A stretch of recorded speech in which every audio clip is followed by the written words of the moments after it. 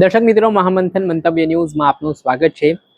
જે રીતે કોળી યુવકને રાજકોટના ડીસીપી દ્વારા 3rd ડિગ્રી ટોર્ચર કરવામાં આવ્યું હોય તેવા આક્ષેપો ગઈકાલથી સામે આવ્યા છે અને આને લઈને કોળી સમાજના લોકો પણ હવે મેદાને આવ્યા છે।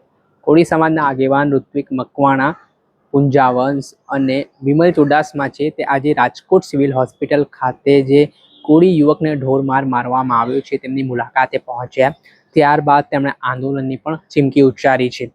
જો આગામી સમયમાં આ મામલામાં યોગ્ય કાર્યવાહી કરીને આઈપીએસ સામે ગુનો નોંધવામાં નહીં આવે તો કોળી સમાજ ફરી એકવાર આંદોલનના માર્ગે ઉતરશે તે પ્રકારની ચીમકી પણ ઉચ્ચારવામાં આવી છે। ત્યારે આ ઘટનાને લઈને હવે મામલો ગરમાવાની શરૂઆત થઈ છે। શું કહી રહ્યા છે પહેલા કોળી આગેવાનો તેમને સાંભળો।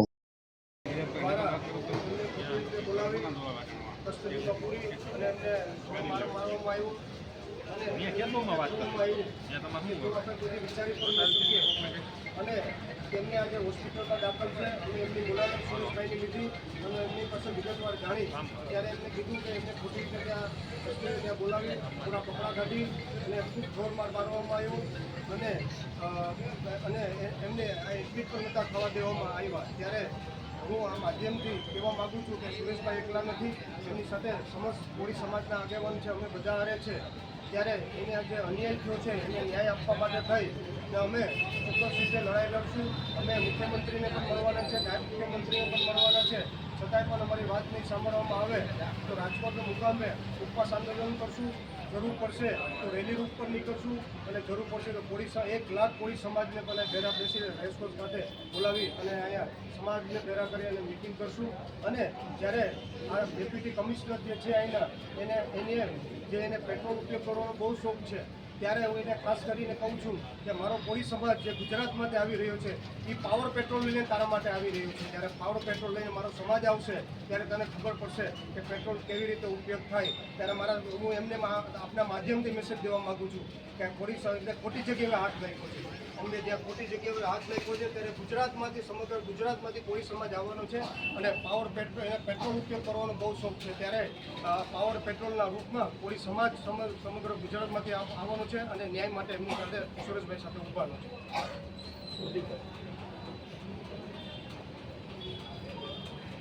સમગ્ર ગુજરાતની અંદર શહેરી વિસ્તારોની કિંમતી જમીનો એના ઉપર ધંધો કરવા માટે કેટલાક અધિકારીઓ આઈએએસ લોબી અને આઈપીએસ લોબી કામ કરી રહી છે અને એના ભાગરૂપે ભાઈ સુરેશ પાસે કેટલીક માહિતી આવી અને એના કારણે બિલ્ડરોના ઇશારે, ભૂમાફિયાઓના ઇશારે, સરકારમાં બેઠેલા કેટલાક માથાભારે અને જમીનોની દલાલી કરતા લોકોના ઇશારે સુરેશ ઉપર રાજકોટ જિલ્લાના પોલીસ તંત્રએ અમાનવી વર્તન કર્યું છે।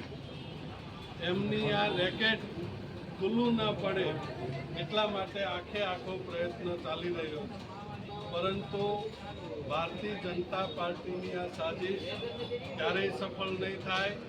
આપના માધ્યમથી હું ભારતીય જનતા પાર્ટીની અંદર જે કોળી સમાજના આગેવાનો કામ કરી રહ્યા છે એ સૌને કહેવા માગું છું કે આવનારા અઠવાડિયાની અંદર કોળી સમાજના યુવાનો ભારતીય જનતા પાર્ટી અને કોંગ્રેસ અને આમ આદમી પાર્ટી તમામ પાર્ટીના ચૂંટાયેલા સભ્યોને આવેદનપત્ર આપશે કે તમે ખુલાસો કરો કે આ લડાઈની અંદર તમે કોની સાથે છો, ભારતીય જનતા પાર્ટીના ભ્રષ્ટાચાર સાથે કે સમાજ સાથે। સમાજની તરફેણમાં જો તમે ખુલીને નહીં બોલો તો આવનારી ચૂંટણીની અંદર સમાજ પાસે તમને આવવા નહીં દઈએ એ પ્રકારનો મેસેજ પણ આપવાના છીએ। વિમલભાઈએ કહ્યું એમ સરકાર આ પ્રકરણ ઉપર જો તાત્કાલિક ધોરણે પગલાં નહીં લે તો રાજકોટની અંદર ધરણાનો કાર્યક્રમ પણ કરીશું અને 1 લાખ માણસોની સભા પણ પ્રયત્ન કરીશું। એટલે રાજકોટ જિલ્લાના આજે સીએમ અહીંયા આવી રહ્યા છે ત્યારે સીએમને પણ વિનંતી કરીએ છીએ કે તમે આવો અને હોસ્પિટલે સુરેશની મુલાકાત લો।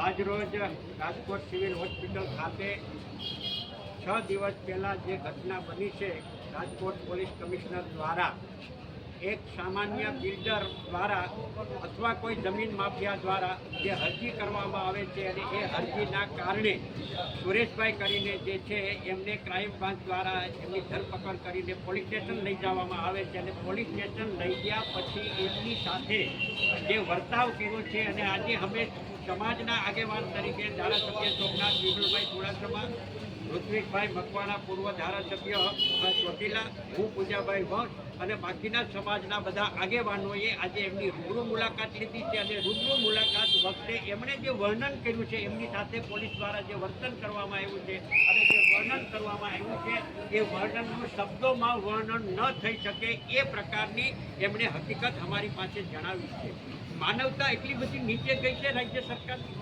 ભાજપની આટલી બધી હલકી માનસિકતા, સરકારની એટલી હલકી માનસિકતા હોય તો જ એની નીચે જે લોકો ફરજ બજાવે છે એની હલકી માનસિકતા ઊભી થાય. કોઈ પણ ગુનેગાર હોય, કોઈ પણ સમાજનો હોય, એની સામે કાયદેસરની કાર્યવાહી કરીને એને સજા અપાવવા માટેનું કામ પોલીસનું છે અને એમાં અમને કાંઈ વાંધો જ નથી. જો સુરેશભાઈએ કોઈ પણ જાતનો ગુનો કર્યો હોય એમની સામે કાયદેસરની કાર્યવાહી કરવામાં આવે, કાયદેસરની કાર્યવાહી કરવામાં આવે અને કોર્ટ મારફત એને 5 વર્ષ, 6 વર્ષ કે 10 વર્ષની સજા કરાવવામાં આવે, કોઈ સમાજને વાંધો નથી. પરંતુ સુરેશભાઈ સાથે જે અમાનવી વર્તન કરવામાં જે આવ્યું છે, એના કપડાં કાઢવામાં આવ્યા, કપડાં કાઢીને એને ઊંધા લટકાવવામાં આવ્યા અને ઊંધા લટકાવ્યા પછી એને મારવામાં આવ્યો, એના પગને ફ્રેક્ચર કરવામાં આવ્યું. એટલું જ નહીં પણ અમાનવીયતાની તો હદ ક્યાં થઈ છે કે એ કમિશનર દ્વારા એમના કુદરતી જે ગુદા છે એની અંદર પેટ્રોલ ભરવામાં આવ્યું છે પ્રેશર કરીને. ત્યારે મારે કહેવું છે કે આટલી વિકૃત માનસિકતાવાળા હું બહુ સ્પષ્ટ કહી શકીશ, સ્પષ્ટ કહીશ કે સરકારની જ પણ આ જ પ્રકારની વિકૃત માનસિકતા હોય ત્યારે જ પોલીસ છે આટલી વિકૃત માનસિકતાનો અમલ કરી શકે. ત્યારે આ જ બાબતે આવનારા દિવસોની અંદર હોસ્પિટલમાં દાખલ છે અને હોસ્પિટલમાં દાખલ થાય ત્યારે હોસ્પિટલ મારફત પોલીસને ડીઓ મોકલવામાં આવે અને ડીઓ મોકલ્યા પછી પોલીસ છે એની મુલાકાત લઈ અને પોલીસ ફરિયાદ દાખલ કરવાની જોઈએ. પણ આજ દિન સુધી પોલીસ ફરિયાદ દાખલ કરવામાં આવી નથી. એનો અર્થ એ થાય કે એમને સંપૂર્ણપણે સાવરવામાં આવે છે, પોલીસ દ્વારા સાવરવામાં આવે છે, પોલીસ દ્વારા ધમકાવવામાં આવે છે, હોસ્પિટલની અંદર એમને રજા આપીને ઘરે મોકલી દેવા માટેનું પ્રેશર કરવામાં આવે છે. ત્યારે અમે સમાજ દ્વારા અમે માંગણી કરીએ છીએ કે તાત્કાલિક અસરથી પોલીસ એમની ફરિયાદ દાખલ કરવામાં આવે અને પોલીસ ફરિયાદ દાખલ કરીને જે કોઈ જવાબદાર હોય એની સામે કાયદેસરના પગલાં ભરવામાં આવે. કાયદો બધા માટે સમાન છે એવું કાયમી માટે ભાજપ અને રાજ્યના મુખ્યમંત્રી અને રાજ્યના ગૃહમંત્રી હર્ષ સંઘવી જણાવે છે કે કાયદો કાયદાનું કામ કરશે. તો અમારી પણ માંગણી એ જ છે કે કાયદો કાયદાનું કામ કરે, કાયદામાં બધાય સમાન, એમાં કોઈ ઊંચ નહીં, કોઈ નીચ નહીં, એમાં અધિકારી હોય, કર્મચારી હોય કે મોટો ગુંડો હોય કે ગમે તે હોય તો એની સામે કાયદેસરની ફરિયાદ દાખલ કરીને પગલાં લેવામાં આવે. આટલી ગંભીર બાબત બન્યા પછી પણ અને એ પણ સૌરાષ્ટ્રનું મુખ્ય મથક રાજકોટ શહેરની અંદર આ પ્રકારની જ્યારે પરિસ્થિતિનું નિર્માણ થતું હોય ત્યારે રાજ્યમાં કાયદો અને વ્યવસ્થાની પરિસ્થિતિ કેવી કથળી છે આ એનો ઉત્તમ નમૂનો છે.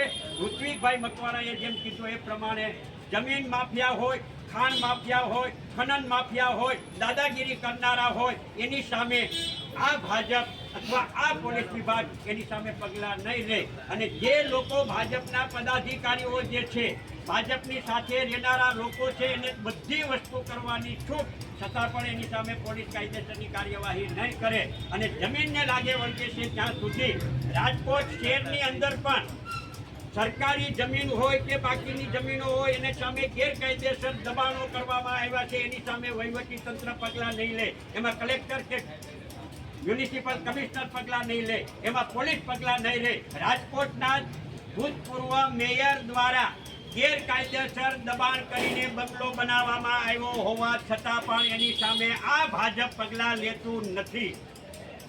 આ પોલીસે એની સામે પગલાં લેવા જોઈએ. એક નાનો માણસ કે ગરીબ માણસ અને રાજકોટમાં જંગલેશ્વર જે હતું એમાં 7 થી 8 હજારની વસ્તી હતી. તમામ સમાજના લોકો એમાં હતા. તો એ જંગલેશ્વરને બુલડોઝર મારી અને એની અંદર ઘર વિહોણા કરી નાખવામાં આવ્યા. તો આ રાજકોટના પૂર્વ મેયર છે એનું દબાણ હટાવવામાં કેમ નથી આવતું?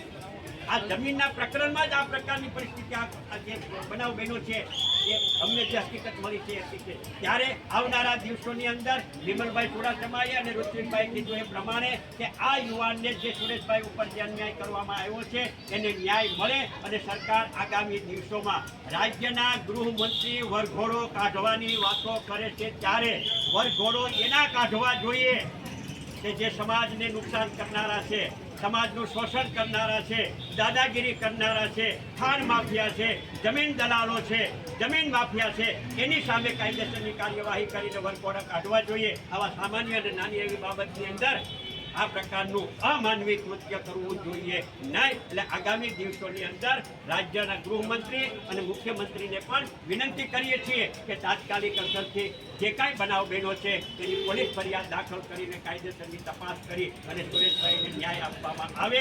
અન્યથા આગામી દિવસોની અંદર કોળી સમાજ એકત્રિત થઈ અને ન્યાય મેળવવા માટે જે અહીંયા બંને આગેવાનોએ કીધું છે એ પ્રમાણે કાર્યક્રમની રણનીતિ ઘડી અને આગળની કાર્યવાહી કરીશું.